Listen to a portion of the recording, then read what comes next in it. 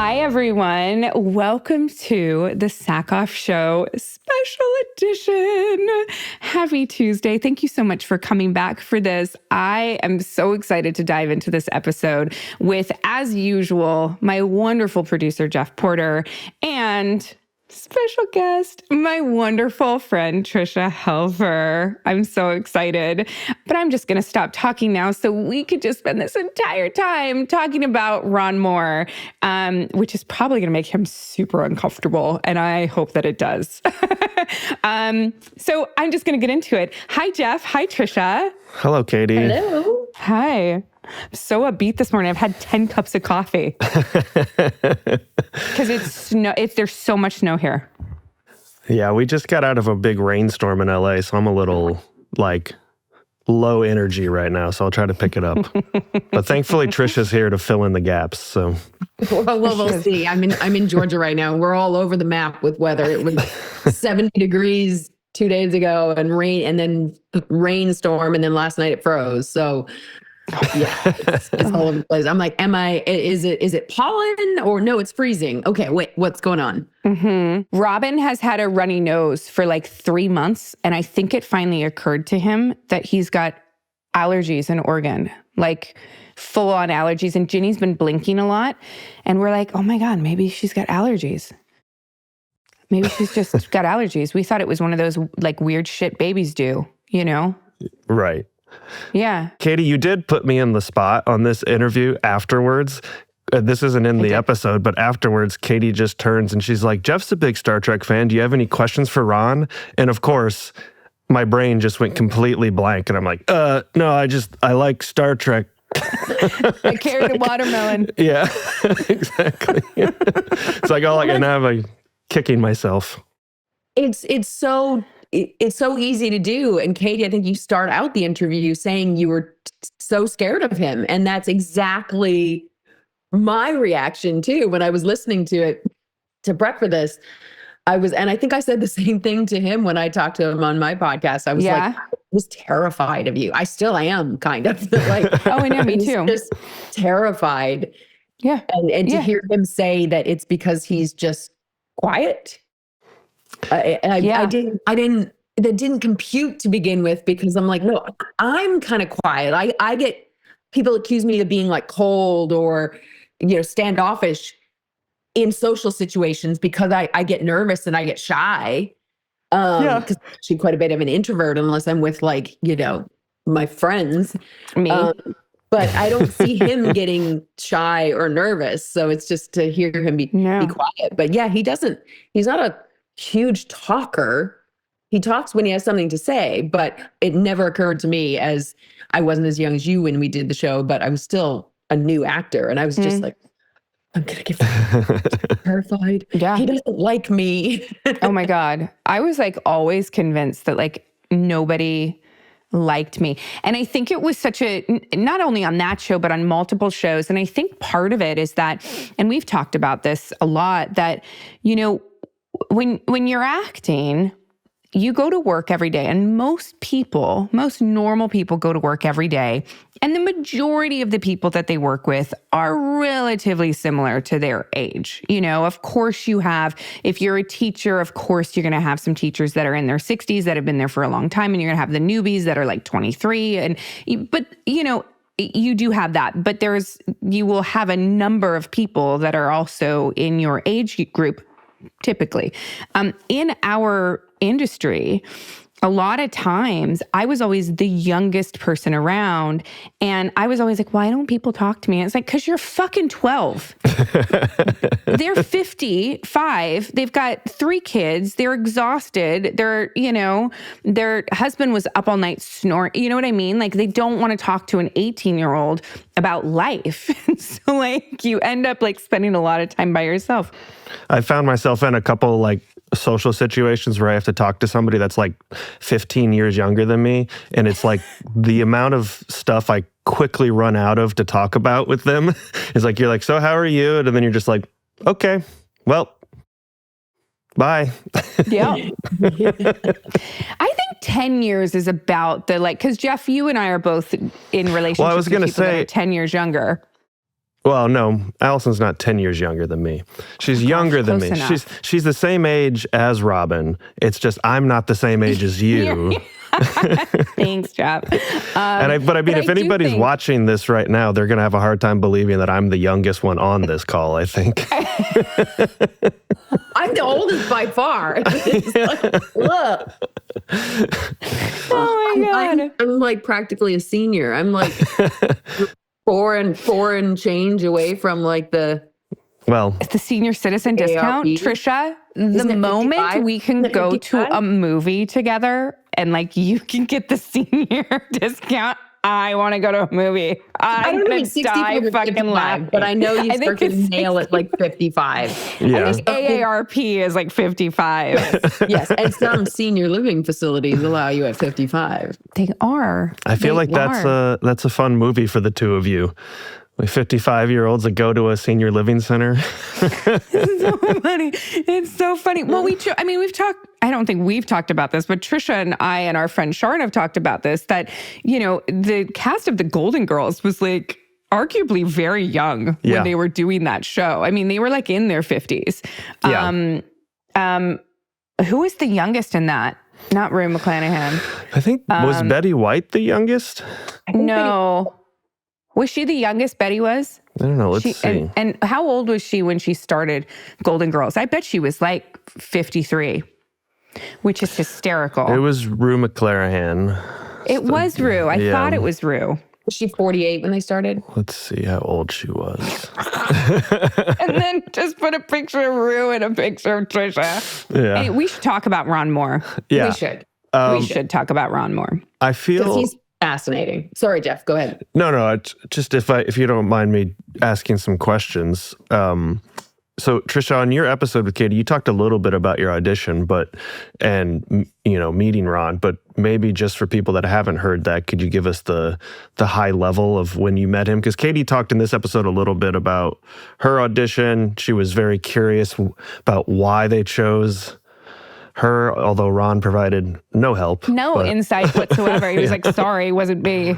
Thanks, Ron. You know who I think, the story that I've always heard, how you got the final approval, was David Icke's wife. Yeah. Ex-wife at the time, that she was watching with him the tapes, the tests and whatever, and she just like, that's Starbuck. Yeah. That's Starbuck. So I don't know if that's true or not, but that's what I've heard over the years. I think David told me that as well, that like she was sort of walking by in the background and he was watching these tapes and they'd been looking for Starbuck for a while. And she saw my tape and was like, what are you talking about? That's her right there. So do you know if you were in the running against anybody in particular that would be of recognition? Tricia? No, either of you, I guess. Grace Park. Right. Grace and I tested for Starbuck together. Which Tricia, such a weird show. He switched our roles. Did you test against anyone, Tricia? I don't remember. There was I think 9 of us, 9 women and 8 men or something. I don't remember. Are you serious? I don't remember seeing Ron there or talking to Ron. James, Callis, and I were the last ones cast, because I had first auditioned, and I know we talked about this before, but just to recap it. I had auditioned January 6th because I was so new at acting. It was like one of my first, I'd been acting for a year, doing a few things, but it was my first kind of like series type thing. And I had tested a little bit the year before, but I remember I was coming back from Christmas and I had been given the miniseries script before, and I had taken it home to Canada for Christmas. And it was January 6th.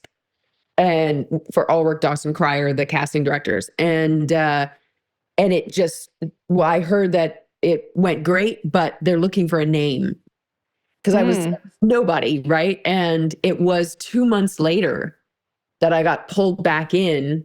Really? In the beginning of March, and I think, or maybe end of February, beginning of March, and they couldn't find the character. And I don't know if it was at the time they couldn't get the names that they wanted. I don't know who any of them were, who they reached out to. And then they were also saying, well, we don't know if we're going to make this character part CGI or whatever. And but when I did, so I got called back in for a work session, for a producer session. And I remember David Icke being in the room, but I don't necessarily remember Ron Moore, maybe because he was quiet. I don't remember Ron being in my auditions either. I remember it being Michael Reimer and David Icke. Yeah, I remember David Icke. And then I did a work session, and that was Michael Reimer. And then the test. And the test, there was so many people in the room. I don't really remember. And we were there for over half a day and just go in multiple times single, all the women and men. And then they got rid of some of the women and men just in front of everybody else. And then, the worst. I know. And then they started pairing us up. And I went in with two or three different guys, and James being the last one. This sounds like Ron wasn't even part of that, though, because he was up on Carnival working on that. Which, I didn't know that was the same time period. When he said that, I was like, how did you, like, that's major multitasking to be writing that quality of show and, you know, consulting, producing on another show that's like, right. And it was a quick turnaround for him, too, from selling the miniseries to it being produced. Yeah. Yeah. The man, I don't think he sleeps.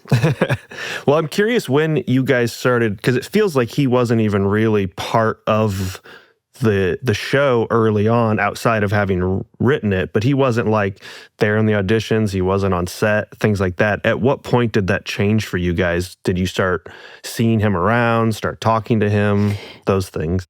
He was there at the beginning of shooting, because I remember, and even leading up to like the prep week, I flew up, I got the job and I flew up like a day or two later. And then James and I were the first ones on set. But like for the table read, he was there. Mm-hmm. And I remember going to where he was staying, and his wife, Terry, was with him. And the casting director, which wasn't Glenn Campbell, who did the series, but the casting director, Deborah, why can't I remember her name? She was brilliant. She was the one that designed all the costumes. And she designed my wedding dress too. Oh yeah, I remember that. She was wonderful, but I remember having to run things by Ron. So I went to where Ron and Terry, I don't know if it was an office or if it was where they were staying, but I had to like try things on in front of Ron and Terry. And I remember Terry weighing in a lot on the costumes and Ron not saying much, but I was terrified. Is it Deb Everton? Yes, Deborah Everton, yeah. Ron's wife, Terry, is very instrumental in his career. They're partners, basically. Well, didn't she, I think she was the costume designer on Outlander, wasn't she? At least in the beginning. Possibly. Maybe she did like she did on Battlestar and was very instrumental, but wasn't actually So Ron's producing partner, Meryl Davis. Ron is doing a new show. And Meryl and Terry read these books, were like obsessed with them, and told Ron that he should read them. So they are like very instrumental in the things that he is like interested in. The book he talked about was thinking about is you talking about sex, the Outlander sex with him, and going, which was funny. He had a really good description of why they put in what they put in, and also with Battlestar of like number 6 and Baltar in the miniseries, and it wasn't his take on how science fiction can sometimes fetishize. Is that a word? It's close to a word. To make it. That's a word. Yeah. We'll take make it more real. And so even in Battlestar, he did, even though it was with a robot, but it was, Baltar didn't know he was a robot. She was a robot. But made it more real. That brings up a really interesting thing, actually, because I think a lot of times in science fiction, and we see this all the time with the wardrobe of women in science fiction. I mean, look at Lily's outfit in The Fifth Element. Like, look at the characters in Blade Runner, like skin tight, latex, breasts barely covered, very sexualized, but also there's no sex. Also how they're drawn, like in science fiction, like in cartoons and graphic novels and things, they're Jessica Rabbits basically in space. And it's so over the top. I remember with Battlestar when we had to approve certain merchandise and stuff. After a while, it got out of my control, right? Or out of our control, and it just stuff was done. But in the beginning, we had some say over what, and like the molding of the dolls, and the molding of the doll, it was like, I think I had grown 8 sizes on top, and I had a waist the size of like, you know, a Ginny, your daughter, and then hips like this. And I was just like, but that's not number 6. I mean, number 6 was a sexualized character. Yeah. It still looked like a human being. No, you're not going to make my model, whatever, my whatever things are called. Yeah. You're not going to make that look like Jessica Rabbit. I have never had you did fight hard. I lost my battle because I thought Starbuck, literally, I thought that they took a male action figure and just put like my head on it. There was nothing feminine about her. It was really disgusting, actually. I was quite disappointed. But I think that I have never been, I'm not going to say never. I don't find myself often offended by the way that women are portrayed in science fiction. I don't have a problem with, wardrobes being sexualized. I really don't. I maybe it's because I'm so used to it in the space that I actually look at the wardrobe and go, damn, that's hot, or that's great, or whatever. Like, it never made me go like, oh, they're objectifying her. Like, I've never done that. Or I don't often do that. But the one thing that I love about Ron Moore is that he always gives his women power. Mm-hmm. Always. You think that comes from starting on Star Trek? Because, I mean, Star Trek, they are very good about, everybody wears the same uniform. I mean, except in the original series, they had the short mini skirts. But in Ron's version of Star Trek, everybody was wearing that same uniform. There wasn't a lot of like sexualization in that thing. And it was, while it did have sex in it, it was not very prominent in the series. Boobs were like so exposed. Sure. Like, that's she true. was in, that's like, true. I mean, think about it. She always had it unzipped a little bit further than everybody, and her boobies pushed all the way up, and she was hotter than shit. And like, I never gave 2 shits. I was like, damn, she looks good. Like, and I never questioned it. I was like, oh, maybe she's hot. In later seasons, she started wearing a regular uniform, but that was because she wanted to stop being sexualized. And they were like, all right, fine. You can wear that. So she started covering up more. Awesome. Good for her. Yeah.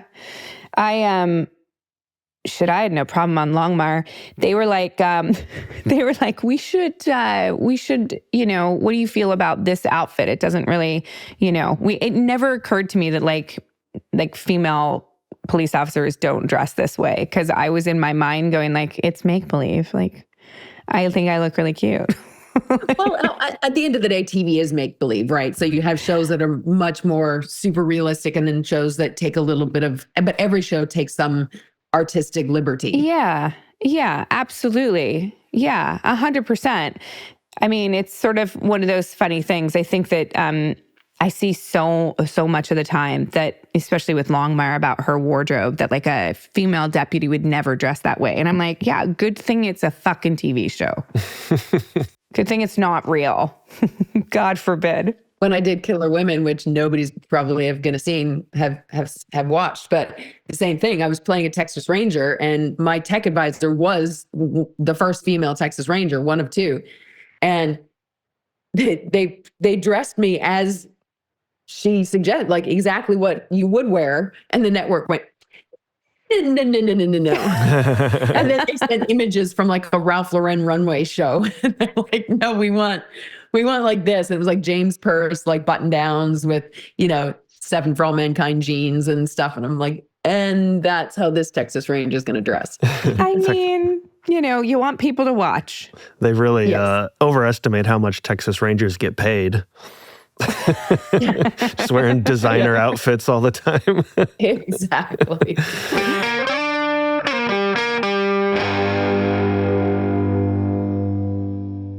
This episode is brought to you by Every Plate. Have you been visiting takeout apps more than the gym? Seriously though, no judgment. I get it. Every Plate has been so great for our family. The other day, we had these caramelized onion burgers. My daughter loved them, and they were absolutely amazing and so easy to put together. Every Plate's recipe cards are so simple. All of the ingredients come in a box with your fresh, wonderful ingredients. Then the next day, we had these Southwest pork flautas that made me feel like I was a really good cook. I'm serious. Every Plate can help you dish up better habits with delicious, easy recipes delivered to your door, including new calorie smart, carb smart, and protein smart options. With new Smart Swap recipes, you can swap flour tortillas for lettuce wraps, white rice for lettuce, or potatoes for sweet potatoes to make better for you meals. Skip the store and enjoy wholesome homemade meals that cost less than groceries. Start with 50% off your first box with code Katee50 at everyplate.com/podcast. Every Plate offer valid with auto-renewing subscriptions. Don't forget, it's KATEE 50.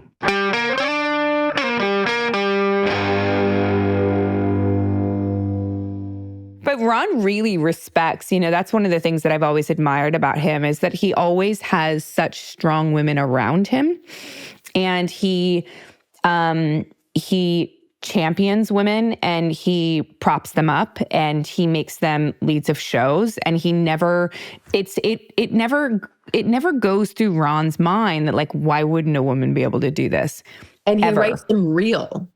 As opposed to, I'm not going to, because I don't want to get blacklisted, but there's a producer out there right now, producer writer that writes a lot of shows, and the women, they tend to be caricatures. They may be strong women, but they're caricatures. And Ron doesn't do that. And to hear him talking about Mary too, how he was writing for Mary in the miniseries from seeing her on Donnie Darko, and just like, that's Rosalind. Yeah. Yeah. I saw Mary the night after I did that interview. That night I saw her and I said, "Did you know that?" And she went, "Yeah." I was like, wow. It's so flattering to hear that like, yeah. God, that would just be amazing. What an amazing thing. I need to get nominated for an Oscar. So then people do that for me. Speaking of people in that, I think one of my favorite things in the interview was the Eddie story about Blade Runner. And just incredible that Eddie almost came up with one of the foundational elements of cyberpunk, which is everywhere now. And the revelation too that Ron thought he was joking or just bragging, and because I've met people like that, people that take credit for everything, and then to find out, no, Eddie's not bragging. He literally did. It's crazy. Katie, you said Eddie has stories, and we know as his, as his family family group, we know that Eddie has stories, and we love him to death. And but we can, if he gets going on tangents, you can go. But know they're real. Like they're true. Thing. Is like. He was telling a story. I can't even remember who it was, but it was about writing like some famous song. And he was like, "Oh yeah, he wrote it in my living room." And I'm like, what? And then after listening to your story about Ridley Scott and Blade Runner, you're like, no, that actually happened. It's so funny. And what's crazy about Eddie too, is that speaking about family, Eddie is I've never done this before. Eddie knows everyone. He flippin' knows everyone. And I have never called Eddie and asked for a favor other than hey, you want to come on my podcast? I've never called him and been like, hey, would you make a phone call on my behalf? I've never done that. But I, last week, was given a script and I loved it. The lead character is written as a 32-year-old. And they're interested in me for another character. And she's, very small in the pilot. And, the way things are now, I'm sure they'll audition 10,000 women for it. But in my mind, the way it's written, I could still very easily play this lead character. And so I wanted to sort of put that in their head that hey, you may not even be thinking of someone of my age for this, but I know that I could nail this out of the fucking park. And Eddie has worked with the fucking showrunner before for years. And so I reached out to Ed and I said, hey, Ed, man, I just read this script and I gave him the whole spiel. And I was like, do you think that you could like, I don't know, like send a text or like whatever? And he goes, I'm going to call him right now. And I was like, oh shit. Okay, cool. And I like get a text message from him like 5 minutes later or like 10 minutes later. And he's like, I just talked to him. I told him you'd be great as the lead, that they'd be lucky to fucking have you. Let's see what happens. And I was like, okay, cool. I love everybody's impression of Eddie too. Ron had one too. Everybody knows how he sounds. You have to have an impression of him. Yes. Yeah, it's so funny. But he knows everyone. And he's been around for a long time. He's he's just sort of the secret sauce of Hollywood, I think. And also his musical career, and you know, he's a jack of all trades within the industry in terms of music and writing and producing and directing and acting, and like he's just But and that's one thing with Ron. You know, it's funny to hear that first story of him and kind of going, okay, yeah, he's telling me a story, and then to have it come find out it's true. But that's one thing about Ron that I thought of when I was listening to that is Ron's very good about collaboration. Mm-hmm. And like you said, he has such strong females around him that he works with and listens to and advises them, and they advise him, but also, and he writes really strong, good female characters. But in the whole process, not just about women, he's, at least from my perspective, what I've seen, he's very collaborative. And he, you know, and maybe it stems from him talking about Star Trek and coming in, which I got to talk about that story. His beginning was, amazing. But coming into a writer's room as a young writer, completely no experience, and to be taken in by these writers that could have just been like, you have nothing to do with, you're lucky to be here, and to be actually taken in, maybe that has helped inform his way of working too, and continuing that on where he hires or is, hires along with other people, the departments, and then lets them actually have a say, run their department, and listens to them, has the wherewithal, you know, or the final say to say no, but listens to them and puts people that he's put in power actually have their power. Well, you know, it's one of the things that we talk about Battlestar Galactica so much, because everybody, and I said this so many times after Battlestar, people would, you know, in the process of hiring me or whatever, or shooting on their shows, they'd say, we want something like Battlestar Galactica. We're going for that. And then you spend 5 minutes and realize how fucking controlling they are. And you're like, you'll never have that. You'll never have what Battlestar had because of that thing with Ron. And it reminds me of going back to an interview we did with Bear McCreary. Bear McCreary was given his shot on Battlestar because of those guys and the trust that they had in this young kid. They gave him a bone and they let him like dig up a dinosaur. Like, you know what I mean? Like he I don't made that weird analogy up, but whatever, you know what I meant. Like that is what Ron Moore did, though. He trusted his actors. He trusted the directors. He trusted his writers to write amazing stories. David and Bradley wrote some of Starbucks, like, best episodes. I mean, you can't just point out one of the writers, but those guys wrote some of her best episodes. And I feel like Ron gets out of people's way. He allows them to take ownership of what they're doing. And, you know, they wrote so many of the writers wrote just really, really compelling stuff. And Ron trusted them to do that. He creates a writer's room and builds out a writer's room of people that he knows complement him. And, you know, my dad always said, smart people hire people that are smarter than them. That's what they do. You don't hire people that you're intimidated by, or you don't hire lesser quality people because you're intimidated by people's intelligence and things and their skill set. So Ron very clearly is hiring people that are complement him, that are as good, if not better, in some regard than he is, and that's what makes his show so great. Well, like when he was talking about George Lucas and writing that Star Wars episode or two, and he's like, you're in a writer's room with George Lucas and you're disagreeing with him on what Darth Vader would do. Because but that's what you're hired there to do. So he's been on the other side of it too, right? Where, now he's in a position of power, has been for a long time, but also being on this other side going, no, that doesn't track. I'm sorry, that doesn't. and so he allows that as well now that he's in the other position. This popped into my head once. I remember talking to Ron. It was in the final season, and I don't remember the specifics of it, but I had to say something. And it was sort of like your tech babble stuff that you were talking about. It wasn't tech babble, but it was a timeline where I was saying something to do with it, and there was a timeline. And I went, this isn't right.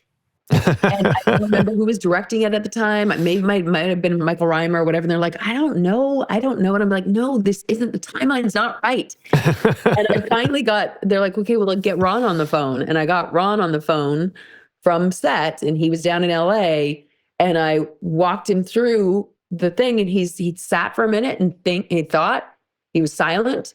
And then he goes, you're right. And I had caught something, and I was like, oh, but I caught something, and nobody would have even probably known. No. But there's in the audience, there's always somebody that somebody would have known. Somebody would have known. But I was so proud of myself that I had caught something that the writers had done wrong, and I wish I could remember exactly what it was. But I do remember them getting the ADs, getting Ron on the phone and being terrified to speak to him and bring this up, because if I was wrong, I was going to be embarrassed. But I was actually right. And he goes, no, you're right. That timeline doesn't work. Let's change it to thinks a little bit more, and let's change it to this. Wow. Yeah. Do you have any other technobabble things like Katee's example? Like, is there any line that sticks in your head that you can still remember because it was hard to say? It wasn't that it was, I'm sure there was lots of things that are hard to say, because even in just acting in general, there's sometimes things that are written and they just don't come out of your mouth the right way. And you can say the same thing, but just alter a couple of words, or even change two words, which one is in front. And it will save your ass, because it just won't come out of your mouth right. But for me with Battlestar, it was the less tech babble, but more like you saying you didn't know what you were. And I loved it. I loved him not telling you. I will die not knowing. Yes. For me, it was God is love. And it was number 6, talking about God all the time, and God is love and all this stuff. And I'm like, I remember you always going like, how many fucking times can I say God is love? I'm so tired of saying he has a plan. He has a plan. I was so tired of it. And I think it was in the 3rd season. I actually went through all of the scripts at the end of the season, and I went, this is how many times, I counted up how many times I said it. And in relation to how much I actually had to say. And I was like, guys, I'm so tired of Is it just an amount thing, or was it because you didn't agree with the principle? An amount thing. And I think maybe because also with television, you're not necessarily privy. On Battlestar, they were good about telling us in advance if there was something that they thought would inform our performance. But overall in television, because it's being written, and as Ron mentions on Star Trek, sometimes the actors are given the script the day of or the day before.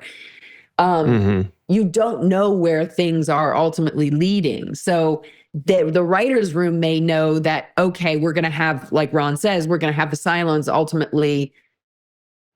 You're going to feel for the Cylons. Like, we're going to make, that's the ultimate thing, is not the ultimate, but they knew the end game, but the actors don't always know. So I'm like, where are we going with this? I say it all the time.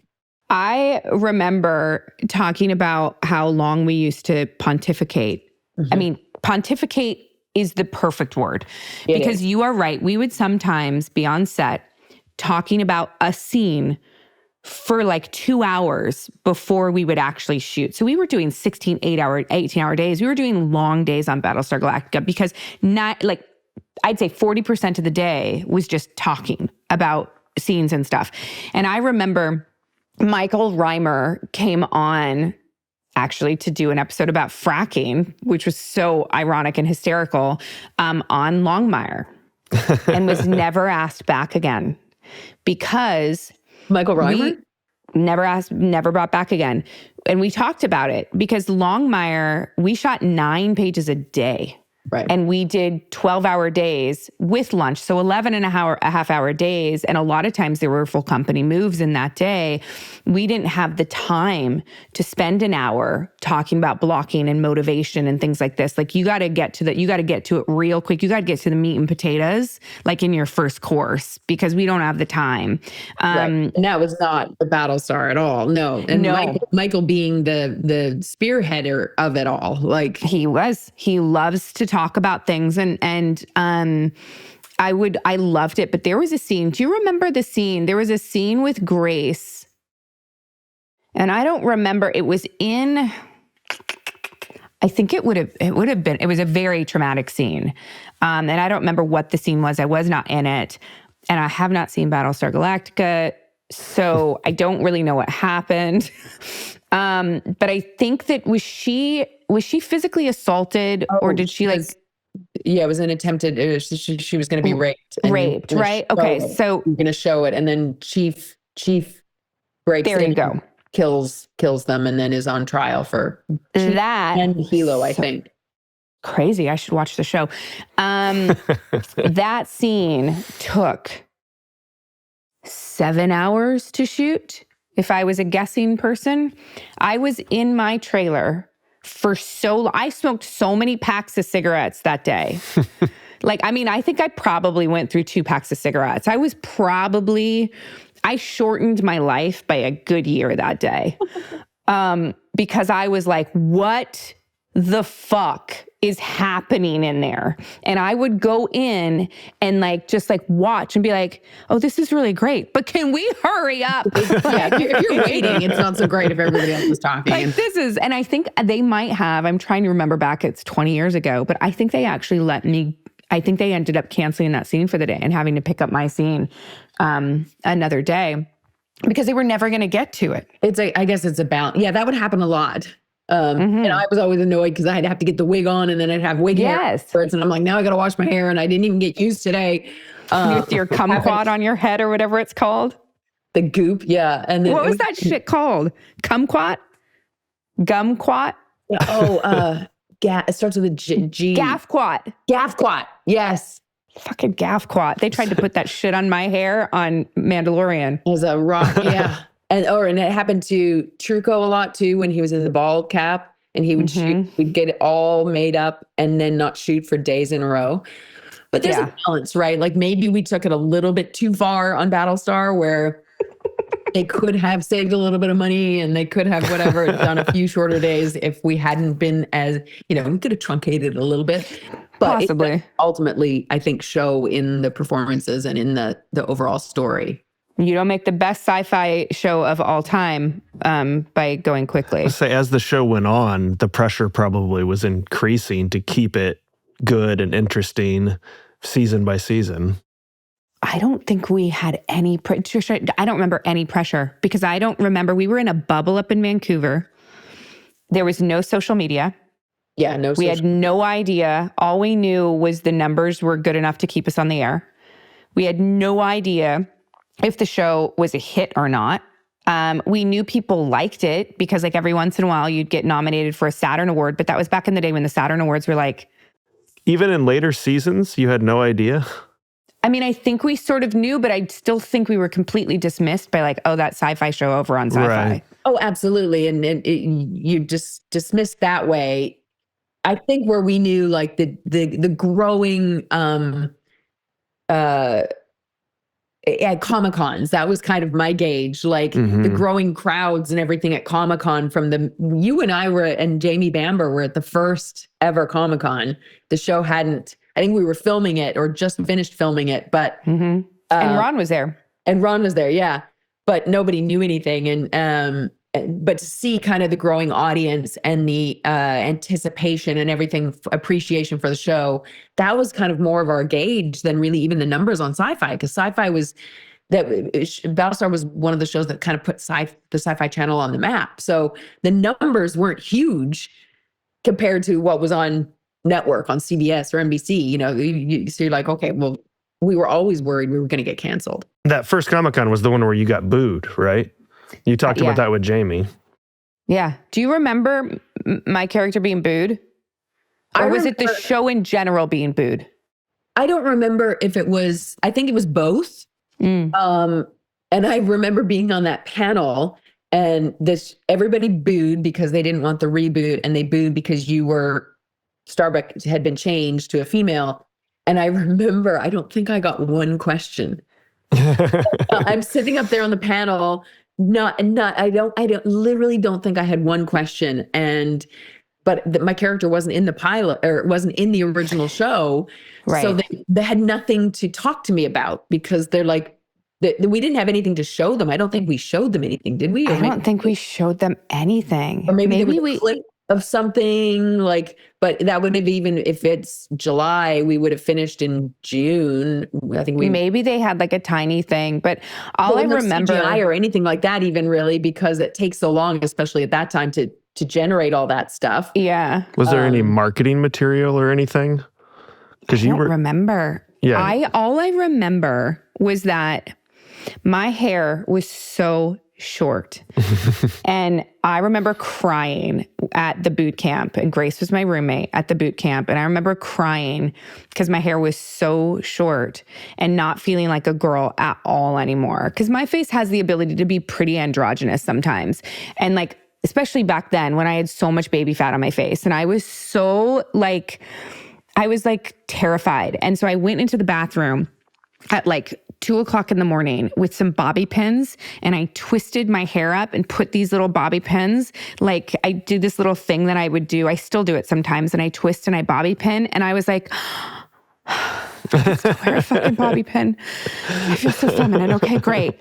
And I would do my bobby pins. But when we were going to Comic-Con, I was so nervous to have that short hair that I got extensions put in, and they were terrible because my hair was so short. Do you remember how bad they were? Oh my God, they were so bad. But in my mind, I was like, well, at least they'll think I'm a girl.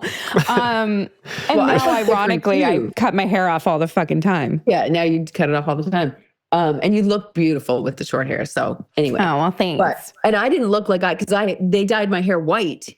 So I dyed my hair back like a brown, like my normal color, which is darker than it is here, like light brunette. And so I didn't look like my character either. But I remember crying from hair too, second season when my hair all fell out. Yeah, speaking of, let's go and talk about what, a couple of the comments from your episode. I don't even remember what the exact comments were.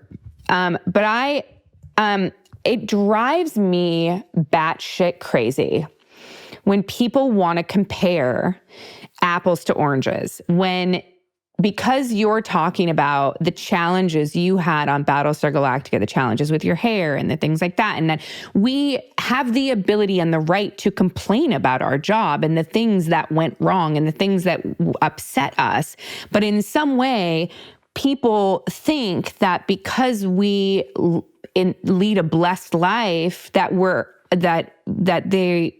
the validity of your complaint is complete bullshit, and that you should in some way just take it because you get to live your dream on a daily basis, and that oh, boo-hoo, some whiny little bitchy actress. It drives me batshit crazy. Just because I'm complaining about my job as an actor, or just because you're complaining about an experience that you had as number 6, doesn't mean that in some way you're saying that their job is not hard. Of course your job's fucking hard. Everyone's job is hard. That's why it's called a job. Hard. And the profession of being an actor is not easy either. There are some, people see it from the outside and they just think, oh, it's all red carpets and glamour and this and that. And that's nothing like that 99% of actors actually experience. Mm-hmm. So yeah, you can always look at something from the outside and think you understand, but right. And I've changed my hair I'm talking about hair. I have changed my hair for so many different roles. I've cut it off. I've dyed. And for me, that was just more at this point where it was also, for me, yes. Did I like walking around with white blonde hair and in my own downtime? No. And I couldn't play other roles with that hair color because it's very specific. I could play Gwen Stefani. Like, that's about it. Are you up for that role? No.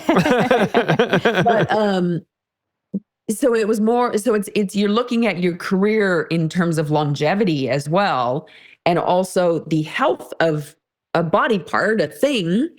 But I was also looking at it for also for the show. I'm like, my hair is going to fall out, you guys. Like, it's not, I'm not going to look like number 6 when my hair falls out. You're going to run into a serious problem soon. And so I was also not just for vanity or whatever, it was also for the show. And that's ultimately what ended up happening, because my hair, because they wouldn't get me a wig, my hair did fall out in chunks. And one morning after it had been dyed the day before, and it literally went when Gerald brushed it, and they had to overnight a wig, which if you try and overnight a wig, it costs a hell of a lot. $10,000. $10,000, a hell of a lot more money than if you had done it in advance and the wig maker had like a week or 2 weeks to make it. Mm-hmm. Mm-hmm. So it was, if anybody's complaining and saying, oh, she's just so vain, there's a lot more factors that go into it. And that's ultimately my worry, my concern to them ultimately happened. They had to. I agree completely. $10,000. They're so expensive. My wigs on Mandalorian were like kept in a closet. Yeah. Locked. Can I ask a weird specific question? Does number 6's hair grow? Or did you always have to have it the exact same size, cut length? It had to be, when it was my own hair, it had to be kept the same length. But then with all the multiple copies that I have, then we had different hair color. And those all started from the Gina Pegasus episodes, because that was that was the right time period where my hair had fallen out in chunks. Yeah. I had to get a wig. So they could stop dyeing my own hair. And what I was left with was just this gnarly bleached hair that wouldn't keep any color. And it was like all spiky on top. And I think I said this in the episode, so I don't really need to reiterate it, but I wanted to just buzz my hair. Not that I wanted a buzz cut, but I thought it suited the Gina prison scenes, and it would have been better for my hair ultimately to just cut it off. Start over again. Do a pixie cut, like buzz it and then let it grow into a pixie and just let it grow out healthy, because it was worse. That was worse than being platinum. Was the mess that was my hair and trying to live with that. And it's sort of going back to your extension story of Comic-Con, James and I had to present at the technical Emmys. My hair was that terrible, like half cut, whatever, and half fallen out. And I tried to add extensions to make myself feel better and it was not good. Was there anything to even add extensions to? Is that Well, that's the thing, right? Yeah. Is that like when your hair is that damaged, the extension is just going to make it more damaged because it's going to pull on it, and it just sucks. Yeah. But he did the braids. He did the braids, and I took him out forever, almost right afterwards to help save the hair. But anyway, we digress. Get into it. Back to Ron. I just want to, some of the sex scenes in Outlander. Have you watched Outlander? I have not. I remember going to the premiere of the first episode at Comic-Con. I remember being invited to that, and I was like, yeah, I'll go. And so not having read the books, knew nothing what it was about. Yeah. You're such a big reader. I'm surprised you haven't read those books. I know. I haven't. I'm a bit of a dude. Well, I guess it's not really that. I'm middle-aged women like Dateline and serial killer stories and things like that. And I'm a middle-aged woman.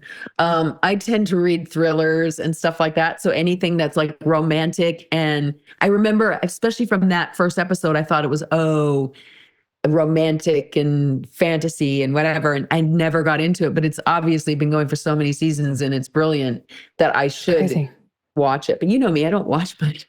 But at this point, like you would never be able to leave your house there's so much to watch. I did watch For All Mankind of his shows though, from So good. I loved. Yeah. So good. Loved. What was the pilot that you did for Ron? It was you and James and Jamie? You all booked precinct. Roles. 17th Precinct. That's right. Eamon Walker, Stockard Channing. Did you play a witch? I played a necromancer. Right. Which was the autopsy, if I'm remembering that word correctly. The autopsy, I was basically the coroner, performed autopsies, but also could see. So it was a procedural, a cop procedural where magic was the norm instead of science. So there was some science, but it was like a CSI, but instead of the science, it was magic. And my character, so the coroner, but could also, so I would do the autopsies, but I could also envision and put myself into the moment of the crime, and I could talk to the deceased and that type of thing. Interesting. So it was a really good script. The script was great. I remember the script. I auditioned for it. Yeah, I remember that. And I remember at the time they're like, we've already got 2 Battlestar. We can't have another Battlestar. And when I auditioned for it, I think they had already seen, you might've been a little bit too young for it, but they had, again, they're coming down to the wire. Maybe that's when I get the job. Nobody else will take it. I was with Eamon Walker, who I love. And Eamon Walker had been he was on a law show, a legal show, and I had guested. I'd done one episode of that show. I can't remember what it was called. And he was so lovely to work with, and he was a huge Battlestar fan. So I remember when I went in, they were so down to the wire that it was basically a chemistry read. My first read was a chemistry read with Eamon. I had already worked with him, and he was he's such a lovely, lovely man. And it was great to work with the other actor. Yeah. And that's how I got that part. But yeah, it was an really interesting show. And it would have been interesting to see if it had gone. I don't know, like Ron was talking about sometimes, or he was talking more about you develop things and they just never end up making it to air. You were talking about the YA novel. The fairy thing. And that's sort of like with some pilots and stuff, even if it could be, I did another pilot for David Icke, based off a graphic novel, and the pilot was good. And it was it happened to be during the strike, the 2008 strike, and I was just supposed to guest on. I was just a guest on it, but it was really good because I was on Battlestar at the time. Yeah. But it was really good, and it ultimately never made it because the strike just upended it, and then there was a change in, executives, and it just, so that happens all the time. So in development stage that Ron's talking about, and then also in the pilot stage, sometimes good things they either miss the mark, or they're good, but they're not at the right time period and what's going on in society. And, when there's wars going on, audiences tend to watch more comedy, right? Or things like that. And so there's a lot that goes into the development of a project and it ultimately getting on the air. I'm really excited to see what happens with God of War. Yeah, and I found it interesting. He doesn't, I don't play video games either. So I was laughing with you guys you talking about video games. I think the only one I've ever played was Frogger at the very beginning, like in the 80s on the computer, desktop computer at home. I've never played a video game since. And so to be writing it and not play it, but yeah, to immerse yourself in that world. It's also interesting because you have such a, with a video game, there's already so much story there that bunch of writers have worked on and everything. It's like with Last of Us, they brought in the original writer of the game to work on the series. And it was really just more about working with a television writer to adapt the game story into the series. So I wonder if I don't know, wonder if he's working with the original writers of the game. That would make sense, right? Yeah. Would make it an easier transition. Yeah. Well, it's going from one medium to another is very challenging. I just sat down with a friend of mine who works in the graphic novel space, and they actually have for writers of, scripts and film and television or novels who want to get into graphic novels, they have like a 7-page document that teaches someone how to write a graphic novel script, because it's completely different. You're literally describing frame by frame, because your goal is to be able to write this out, hand it to the illustrator, and have them know exactly what they want. Or maybe the writer of the graphic novel is going to be more involved, and therefore they want to, they keep it quite vague. And so that gives the illustrator a little bit more, of their own hand in it. Or, notoriously, I've heard that Stan Lee actually wrote like that he was very vague in the way that he would write his graphic novels. So I don't know if there's any legitimacy to that, but, who knows?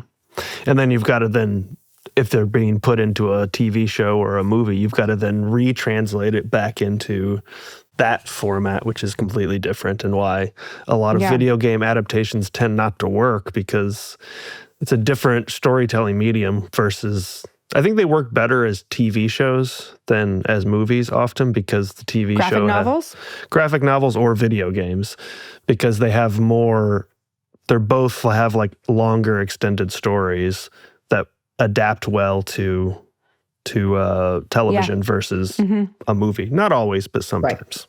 Right. Or they can go off on a little bit more of a tangent and make it a little bit more of their own than a movie. Speaking of other projects, so you talked a little bit with Ron about the Battlestar reboot, and you guys also talked about it on your episode, Tricia. And I noticed there was a different tone a little bit. So the two of you, when it was you were like, nope, too soon, don't want to do it, don't want to talk about it.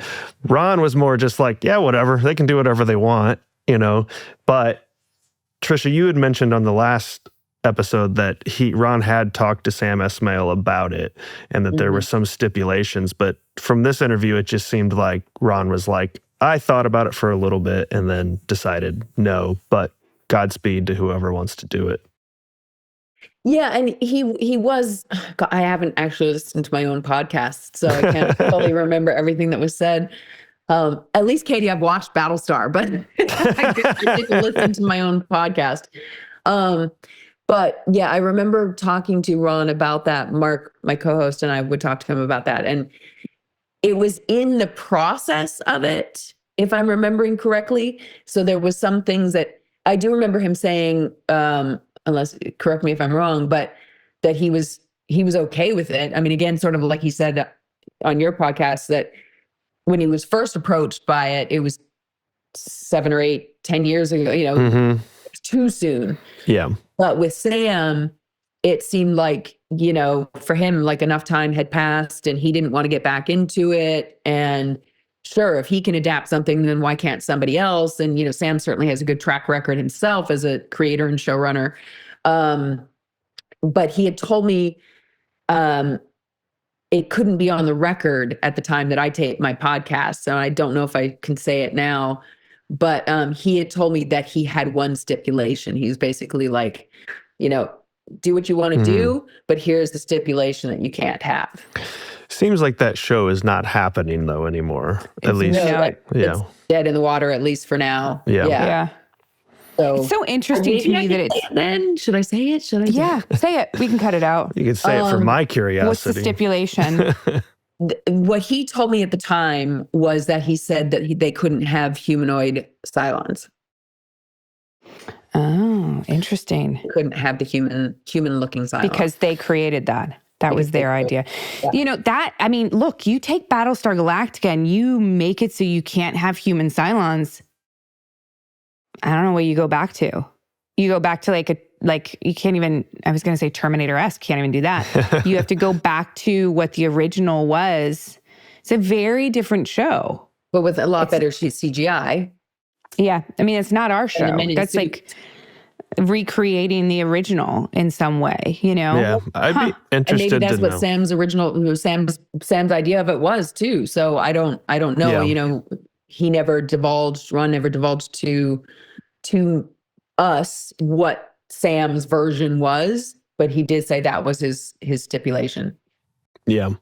It'd be interesting to see what their take on it would have been. Because I mean, I would love to be surprised by it, but I feel like you guys, because you had such a long arc with the show, it's so hard to figure out another way to approach that story without just retreading the same ground again. But I'm not a very successful showrunner, so I don't know. It's the type of show that keeps finding an audience still. So it hasn't dated itself yet. And maybe that's why the shows ultimately haven't got off. The reboots haven't got off and done anything yet. It will at some point. Of course. We'll be dead. It will for sure. You never know. Well, because that is the thing. And I think that Tricia's spot on about that, is that, like, how do you remake something that's still finding an audience now? That's finding a new audience now. Like, I mean, I think I always fell in the Ron Moore boat of like, knock yourself out. You know, if you can do it, I am a big fan of more good sci-fi. But at the same time, I don't think I've ever really thought about it in that regard. Like, you know, how do you recreate? Is it a companion piece? Is it a flashback? Like, what do you do? Because they already did that with Caprica, and it wasn't as successsul. They're going to do something really crazy, and they're going to make Starbuck a man. I bet they will. That'd make and they'll make Benedict happy. They'll make Apollo a woman. There you go. There you go. You never know. Yeah. What else did we talk about in this episode? Well, we didn't get into the Star Trek stuff and his story about getting on Star Trek, which is, in my mind, that's the story that people tell you never to do. Like, don't bring a script to the set tour and pester the tour guide with your script. That's the thing that you're like, that's never going to work. Don't do that.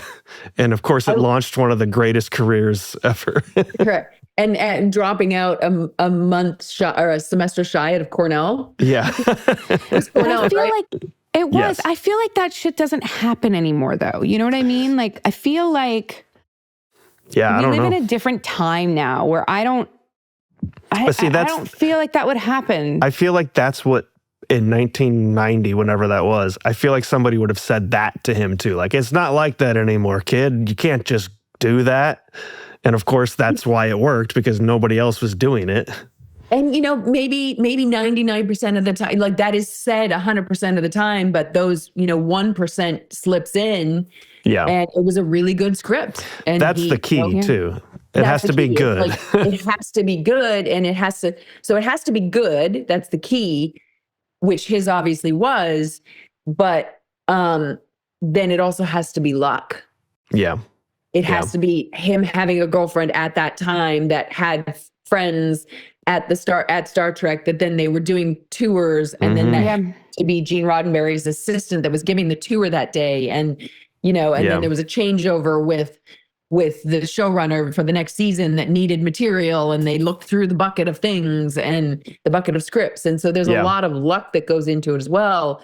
But you're right that the key element to that is that it was a good script. Yeah. Had to be a good script.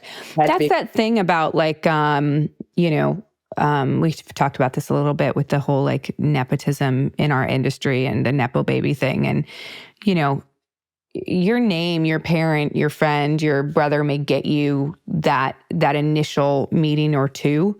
They don't keep you. They don't keep you around. You got to have something. And, yeah, there's that part of Hollywood, but then there's also the other part that is like the people that were drawn to, sorry to cut you off, but like with the LA Fires, I saw some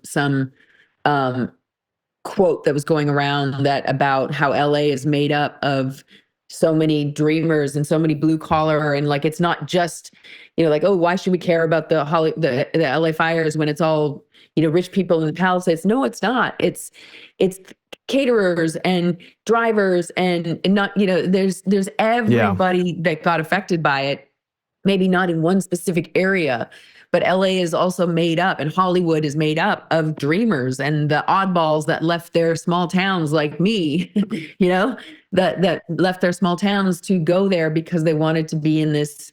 And like Ron, he So there is the nepotism, but there is also people that just, it's a amalgamation of people from all over the country that have been drawn to this field of the arts. It still is an industry that does reward people completely outside of the system for just being talented.